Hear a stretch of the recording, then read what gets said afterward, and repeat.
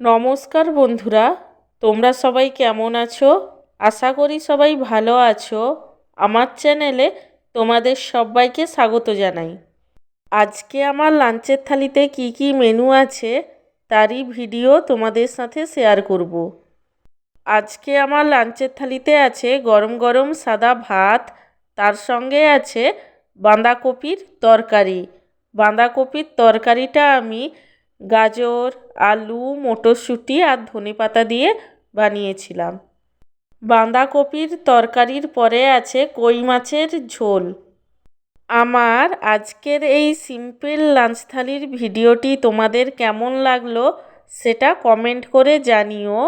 আর ভিডিওটিকে লাইক এবং চ্যানেলটিকে সাবস্ক্রাইব করতে একদমই ভুলো না।